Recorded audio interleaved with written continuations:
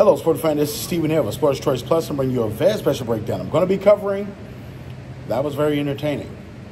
Before I get right into that, I want to make sure that you're subscribed to the YouTube channel so you can get all the updates and all the breakdowns. Without further ado, let's get right into it.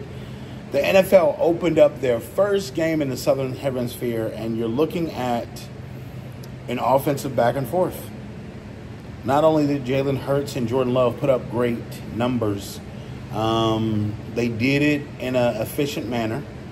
You saw Saquon Barkley star, like we know he was a star already.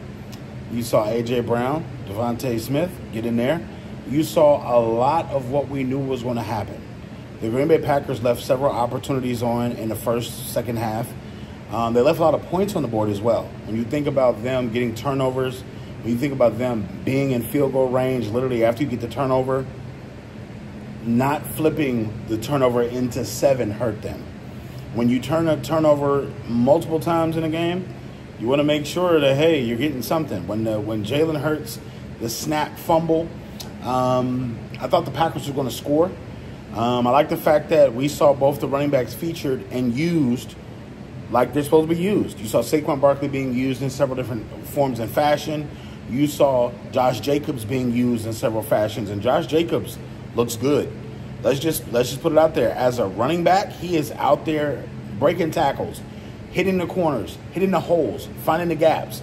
He was doing a little bit of everything for the Packers and did everything possible to help them win. I know Jordan Love did get hurt towards the end of the game, but on the last play, but you know, this was a great game to start the season. It's a shame somebody had to lose.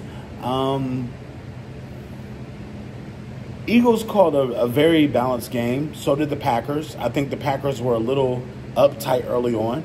They got a little looser, you know. When Jordan Love connected with Jaden Reed for the 70-yard touchdown, it looked like the offense for the Packers were just going to pick up and keep going and keep going.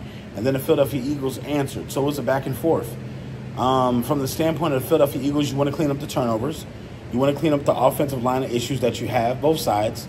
But I will say the defense showed up in spectacular fashion on both sides when they needed to.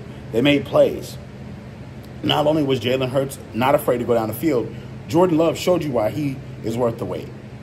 I will say this. Both these teams could possibly be meeting later on this season in the playoffs.